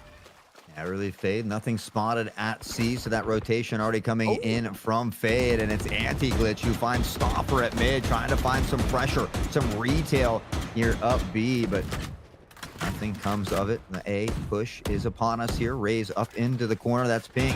Unfortunately, up pretty close with that Marshall, could make things tough here as well, and 3 tucked on the site for Richland. Nice little utility usage here by Reyna. It's going to be the teleport towards the box. Really good from Swish. Through the box, gets a second, trades themselves out, and now the push goes forward. It's going to be maybe a trade pack, but through this door, there's pressure, the spam, everything, and Red Bull's only got a Ghost to try and fight on back. Really good situational awareness, this teleport, and mid-round fluidity here from the Richland Rams. Absolutely able to control this side of the half so far. 5-0 to start, but we know Hot Sauce, this round, this half could still end up 7-5. Yeah, that was a pretty good illusion there by Daddy J as well. Almost looked like he got the kill through that spinning door. Had a little help from the teammate, but yeah, I mean, 5-0 here. A great start, especially against the former Division 2 champions here as well. Start See what the continuation is going to be. Some good utility usage going to be put towards B. The pressure, it is going to be Nightfall raining on down here. Vanilla has to run absolutely massive, and they will! They've got the spray. Pingussi's got their back, and the bodies will drop. But what is the continuation here for Pingussi? Only 30 HP to work with. Yes, the Killjoy is separated on the other side. Are you watching your back? You have a two-player advantage, but the pincer play gonna be denied at the start. Daddy J gonna take a shot and let their location be known. And Stoffer just trying to stuff this round into the ground. Daddy J still gets one, but that is a beautiful round and a beautiful ult usage to get the first round on the board here for the Greater Altoona Goats. Yeah, I mean, what a great entry from Vanilla with that Odin as well. Able to find two. They line up for that collateral, and I believe this is Vanilla's first time in the Valorant. We've seen Vanilla rock the Rocket League for the last couple seasons, but it looked like Saihara had told me they got Vanilla interested in Valorant as well. So it's great to see him kind of traversing and playing multiple games here and having a pop-off round. The pop-off round for themselves. Man, just the spam already going on through. It is going to be detected, it looks like, on that knife for Daddy J. So a little bit of suppression, a little bit of information gain. But once again, it's these walkouts where you get a little bit aggressive. These pincer plays haven't been working yet, and the tripwire, I think it's dodged actually, but from behind, Vanilla able to take down Mudbone, and once again, the Reyna not going to have any ability to try and get that pincer play. Daddy J will be on the defensive side with the lockdown here, trying to push them out of the site, and the collapse from Signify 4K is huge as well. The rotation is there. Stoffer is in no man's land, but they are out of the site with a dimensional drift to work with. And Anti-Glitch just trying to be a nuisance with all these blinds. The flick of the wrist, able to get one. There's the spray, but Vanilla, an absolute menace on this Odin, has just been total destruction. The rotation looking to come in. Vanilla almost caught off guard. He'll have the hot spotted Stoffer from behind, able to collect on Signify, and now a big round here for Greater Altoona. Coming from A is the Killjoy. They should be able to find the plant with ease, and yet we still have Stoffer lurking in mid. Might hear the audio cue of the run from Killjoy here soon. Stoffer thought they were in no man's land, but were able to make the best use of their position, and now they've got a 1v1 utility out. But Daddy J is going to get caught there. Beautiful stuff. Love the rotation. Stoffer is going to get a 3K for themselves. But more importantly, this disrupting position. It's been the defenders that have gotten the pincer play, that have gotten behind them, and have been able to shut them down a couple rounds. But in this round specifically for the Goats, they were able to put really, really good pressure on. And now they've got 4 ultimates to work with in this next round. Yeah, I mean, these last 2 rounds have come off of, you know, we saw 2 great picks from Vanilla. Then we saw the pick on the flank from Vanilla, followed up by another pick from Vanilla with that Odin. Of course, Stoffer lurking there in that last round, finding some big kills as well. Vanilla looking to be a difference maker on this Odin. Pressure now mounting towards the C. It looks like an early rotation here from Signify away from C. The smoke could actually potentially bring him back, but Greater Altoona really picking it up here in these last couple rounds, and the momentum now carrying forward, it seems to be in their favor. Gas pedals push forward, the momentum moving their way. They've still got a 5v3 to deal with, but this round, because their opponents were on that 5 win streak and then the back-to-back investment rounds, they don't have a lot of money here. I guess he's just going to be waiting for the timing. They've got 3 for themselves. Stoffer is going to steal the ace, and Anti-Glitch is going to shut it down. A 4v1 though, one more flash to try and pick up the rifle. Might even be a save. The finances hovering around that 2K. Oh, Vanilla jumping through the cage will not let you escape with that one. Vanilla with the shorty. I love the shorty. From Odin to a shorty, Vanilla quickly becoming one of the fan favorites here at the moment, and a great display, great situational awareness to cap that off. And for being a Rocket League player to come over here and currently be top fragger, I mean, let's go. The multi-game talented players all across TEC are there, and the multi-talent has been here on the backside of this half as well from the Goats. They've been able to work their way back 3 rounds in a row. So spam through is going to start us off here for Vanilla. going to get anything this time. It is definitely going to scare away their opponents. But this time they have a little bit less control. In tree sits a Killjoy, and in that link area sits a Fade as well. That pincer play, as usual, is coming from behind. We'll have to see how they handle it. It looks like immediately they're walking through link. They deal with the Fade, and now they have access to the B sites. I'm pretty sure Cypher spotted Yoru there as well. The decoy coming out. They still have that spike tucked in that lobby of A, though. They have to be careful, and it's Swish who finds Red Bull off the ult now, too. Together, Omen, Yoru looking to hold it down. Cypher has that bomb. Unfortunately, or that spike rather, he will be killed in spawn, and that's going to make things a little bit tougher here for the 3v3. Makes things really awkward. You have access to the site, but you do not have the spike itself here. It is going to be if we get one more anti-glitch just walking in. Pingasi has to pull off 2 1v1s. Nade's going to start us off. Oh my! 3K, it's a possibility, but Swish is just playing that spike. 43 HP, doesn't have the advantage, but running at a time. 30 seconds left to go. Could just play it. The sneak around the corner. Which way do you look? Do you look up? And going in with the speed! Swish says no to your 4K and shuts down the round. You know, I like that move. I as a Raze man, I do that move all the time. Unfortunately, when you throw that blast pack up, you need to wait a second before you pop it because there's that animation that it takes to get your gun back out. So blasting out there, great play, great decision. Unfortunately, that animation from the gun, you don't really even get to fire a shot. Swish, tapping the heads, beautiful crosshair placement, able to capitalize up 6-3. As Greater Altoona looks to reel this one back in.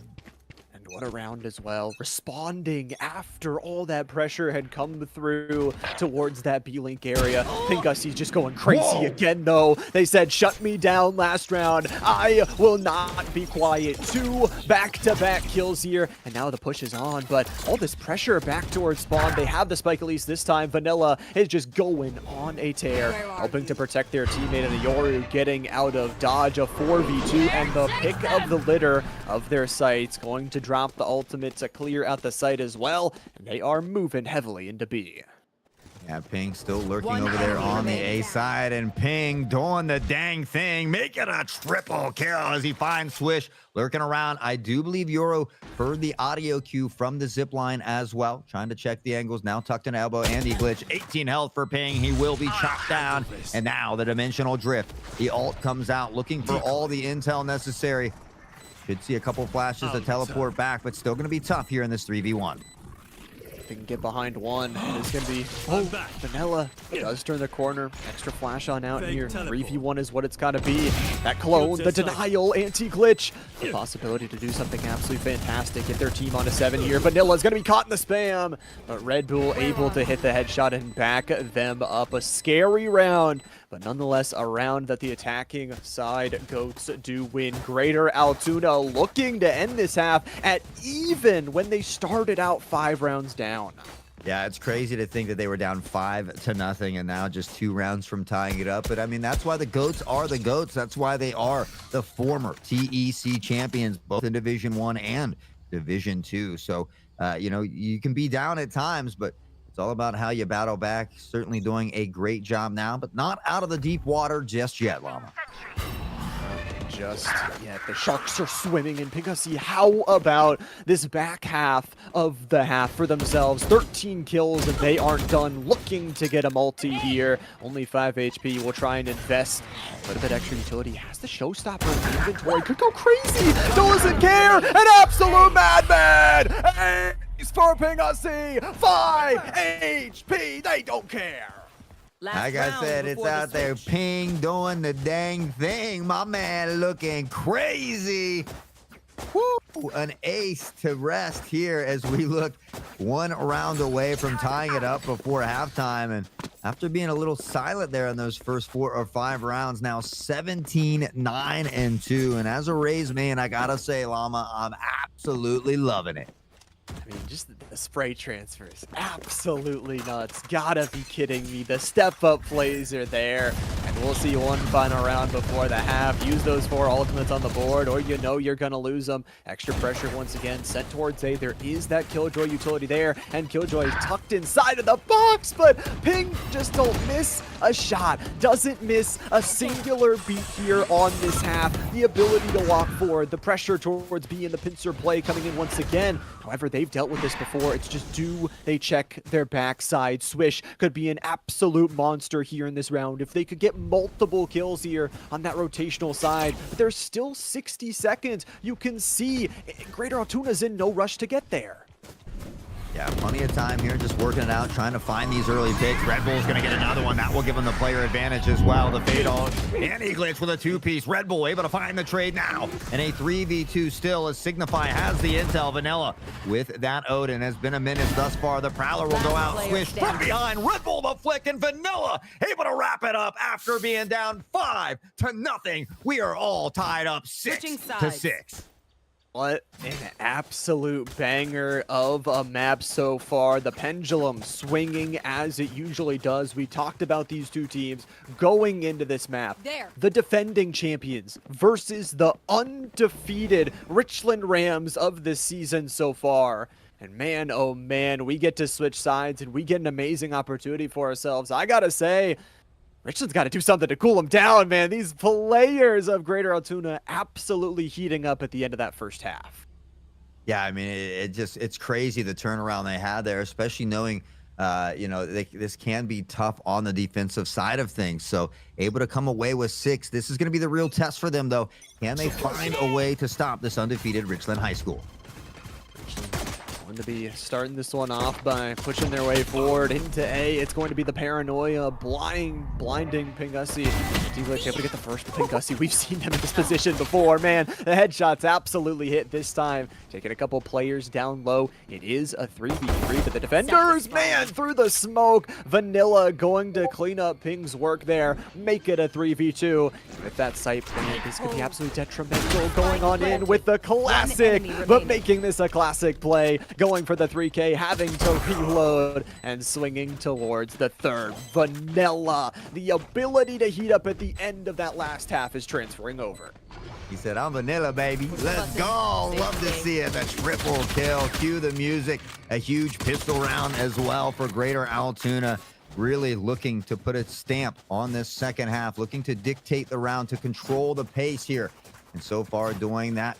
This is an important round, though. They have the funds. They won that previous round, so able to force up and clutch it up is what they need to do. Meanwhile, on the other side of things, it does look like Richland kind of flirting with the idea of forcing into this as well. So if Greater Altoona can win this round, could spell trouble for Richland for a couple rounds ahead. Really, really could. And we saw in that first half that ability to win that third round, to deny that ability. It's going to be Vanilla just trying to pop on out. This Marshall, lots of value against the shields here on the other side. We'll have to see, though, as all this pressure is already coming in. The blinds are there, and that sniper at close range is just not good. The flood is just too beautiful. The weapons have to be picked up. The two SMGs holding down the side. Daddy J working their way towards the backside of it. They are pushing for absolutely everything, giving no space towards their defenders. And Anti-Glitch is cleaning things up with a classic. It is a flawless, thrifty around here in the second one on this half. Well, I don't know if it was quite thrifty, right? Because they did have 2 buys. Half thrifty. But at the same time, Greater Altoona only had 2 buys. So, I mean, if I'm Ping, and I don't know if it was Red Bull or who, but I'd be a little upset with my teammates right now. When you win that first round, you buy into that second round. They really just allowed Richland to kind of limp back in here. And they kind of bought back in. They had that rifle, but at the same time, it just wasn't enough. The read was so good on the other side. They saw that sniper and knew immediately to push. Now the push is going to be towards this B site. Require possibly to connect onto one. Going to be destroyed absolutely immediately. Here's the collapse, though. All 5 players. 5v5. The connector doorway is broken on open. Ping not able to get anything on that early contact. Anti-Glitch is actually the first. Dropping one. Signify gets another, and Switch tries to take the duel, but is backed up by their teammate. Bodies dropping, and it ends up being a 2v1. The flash goes through Anti-Glitch, and their teammate Daddy J trying to play this one out. Here we go. The Prowler's going to come out. Unfortunately, Anti spots the arm, shoots to the wall, and sends them packing. Caught Vanilla lacking there, and now 8-7. They find themselves back on top. And again, you got to wonder if maybe things would have been different if they all forced up in that second round. But nonetheless, here they are. They will be able to buy into this one. And this will be a crucial round once more. It does look like Vanilla is going to go back on the Odin. Back to the Odin. For those of you that are just joining us from our other streams, again, this is our Division 2 matchup between Richland High and your Greater Altoona Goats. So we're on the second half of this Lotus map. We are going into the fourth round of the half. Like Hotsus mentioned, weapons for everybody out here. Nothing to pour on either side. Good shields as well as a heavy push towards Mound starts us out. Yeah, and if you are just joining us, Richland, one of the only undefeated high schools left in Division 2, going up against Greater Altoona, the former Division 2 champs, as Vanilla will catch a stray bullet to the dome, and Swish will finish him off and send him home. Now the door opens, and they are going to stampede toward the B site here. Stopper waiting patiently on the angle. The smoke will come in and make things a bit tougher. Looks to flash and step through. They've already gained control, and English nearly caught with a knife out.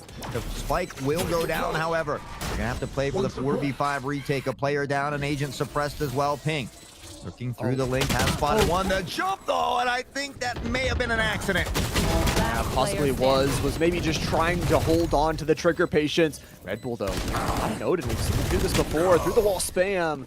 Eddie J able to just clean things up. Love that immediate pick into the rotation. They get one on C. C is actually open. There's two players flooding in for reinforcements, but they decide, no, we know we're a little bit more comfortable on B. Ping, if they were able to get that crossfire, could have been detrimental.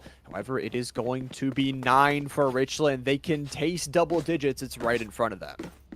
Yeah, you know, if Ping doesn't slip and hit the jump button there, he gets at least one, potentially two picks on that site. Could have changed the round around, but that's the way she goes sometimes. Can't be perfect all the time. We are human. As we get ready here for round 17. Heading toward the A site. Early utility being thrown at A main here. One spotted. No Prowlers going out just yet. Stopper lurking. Looking to look off the flash. The smoke comes in. Followed by the Prowler. Another flash from Rain as they continue to press forward. Sprays are going back and forth. The blinds. The dimensional drift as well as Swish. Able to find one. The intel coming out as Red Bull with the Ares. Ping with the Sheriff doing the dirty work. Daddy J able to find the trade now in a 3v2. 3v2. Somehow they've transferred this round, but anti-glitch, they've still got the weapons on their side. It's going to be that Fade ultimate. Daddy J losing that chunk of HP from that Nightfall, and all of a sudden having to deal with what they got. 5 HP. 5 HP is all they got. Time to jump. Now the Fade. Any glitch up top, 33 health. Vanilla tucked with the Ares. He goes by. Is it enough? The flick and Vanilla. Vanilla somehow clutches it up. An absolute juggernaut. Their teeth will chatter in the cold. No, how that was even possible. The weapons weren't in their favor. Nothing was in their favor. And Vanilla started on the other site on C with a shotgun and worked their way back into the round. Absolutely insane. And what a matchup between these two teams. Only one round separating them, Hot Sauce. Only one round separates them. And it's crazy to think, like we said, after a 5-0 start nonetheless, but Vanilla working their way back. Ping just being an absolute raid boss out here as well. The crew looking to play together. Early nade comes in, no real damage, but we'll back the push off just a little bit. Maybe potentially early rotation from Ray is going to have to come back from Ping here, as the Haunt has been spotted. Cypher with the trip, but more intel coming from the Prowler, and it looks like the push potentially heading toward the A site. Oh, Vanilla. Oh, don't do it to him, Vanilla. Ping already going to cut down one. This door possibly breaking out open. Swish at least gets one back with the rifle, but oh man, just a walk into sight, overloading and catching people with utility. Backside Vanilla, though, has got the opportunity. It's got the 8 down sights, and it's got the double. Down Don't A. do it to him, Vanilla, man. You got the bullets in the chamber, 61. So many left, and you've got the information on the spike. It is all down to a 1v1 anti-glitch. The top frag so far has only one bit of utility left in that tank, and Vanilla has been absolutely clutch all day long. Has the angle, has the timing, anti-glitch with the flash, it's going to expire, and now it's just a straight up 1v1. He's got the spike though, and now Vanilla peeks on out, but anti-glitch has got the better reaction time. Yeah, the fake plant draws him out, and I would have liked to maybe seen Vanilla stay put just a little bit longer to make sure they weren't fake planting. If the plant goes down, you can immediately swing and spray the box, but timing is everything. Anti-glitch able to come away with a huge round for Richland as they stay up by 2. Now, unfortunately, on the other side of things, the economy in a bit of shambles for the GOATs. Campbellstown, population, Greater Altoona, unfortunately. They'll have to work their way back. They did it a couple rounds ago, but they'll have to do it once again. Gonna be some early utility invested towards Mao. Knife immediately going to be taken off the board. Stoffer could go absolutely crazy here. And do they check Red Bull's position?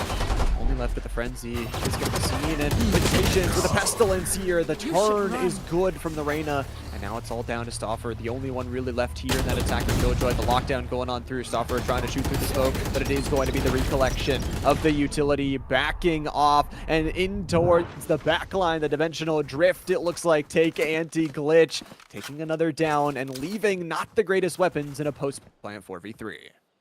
Yeah, Ping has the showstopper, was able to pick up a Phantom here as well. Took him a while to get this plant down, however. So plenty of time to work with. The knife will go out looking for the intel. Vanilla with a haunt as well. Ping, a small little angle to work with here. Will spot one to spray. There's another, and he's able to collect a 2K. Has the showstopper popping out onto the scene, looking for it, but it's Swish in good positioning to find the pick. And Richland High School now one away from match point and looking to knock off the former champs. They are looking to stay undefeated. Signify, oh man, the ability to lock it in there and just try and battle back. The weaponry just wasn't there from the side of Greater Altoona. They almost had it. Ping almost did it to him again. If that showstopper connects, it's a different story. It's a different round. However, anti-glitch with that ultimate just absolutely popping off every single time. And now 11-2 away from victory. These adaptations with the operator are going to be made. And Pingussi wants to get aggressive early, but anti-glitch and Mudbone just stand together to fight him off. Yeah, Ping takes quite a bit of damage here as well. We might see the Stampede begin to come in. We see a small rotation happening, but a little bit of unsureness here from Greater Altoona at the moment. Now Omen, Fade, look to go back that way. A big ult, though, from Omen now in between. Could potentially find a flank onto Fade. Cypher remaining on the seaside, unfortunately, as Vanilla finds a big pick with the op. He's got the Odin, the pistols, the op, the Bucky. Vanilla really able to do it all before Swish finally finds the equalizer, able to take out the kill. Daddy J, the spray up top, and Swish finds one more. It's all down to Cypher. Saihara looking through spawn, has the Ares, the spray, and it's just not quite there, unfortunately. 12-8, Richland sitting at match point, one of only 2 undefeated teams here in Division 2. Trying to stay undefeated, and off of the masterclass that Swish just showed us, are you kidding me? The teleport in towards the C spawn area, and then just picks off 2, gets a casual 3K as well. Now all of a sudden, 1 round away from being victorious. And the other side for Greater Altoona is not the greatest buy. It's not the worst buy I've ever seen, but they're not going to be full shields on everybody. They're going to have to make use of something. And that operator they had in the previous round, anti-glitch is going to have it in their hands this time. If you give over a pick, if you give any sign of openness towards this Richland squad, they could absolutely blow things open at any second. Yeah, Mudbone cut by the trip. The trap goes up as well, and now they continue to push onto the C site with this fierceness. The Stampede is here. The flashes, they use that utility near perfectly to take control of the site. Daddy J will plant the spike. Saihara in the background, lurking through the smoke, has the Vandal, waiting for that smoke to dissipate, and it does. The rest of the crew is tucked in Waterfall, however, as they continue to push out Vanilla, finding the opening pick.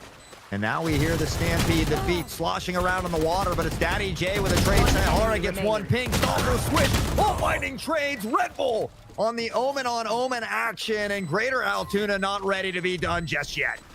They They're not giving up, that's for sure. The defuse goes on through, and looks like they're even going to pick up the operator for that next round. But that round only worked because they, A, took out the operator position, and they already had some really good setups. They were ready to go on waterfall. They were ready to walk on in on these different angles. And what did we always say on Tots? They played it together as a team, taking that retake.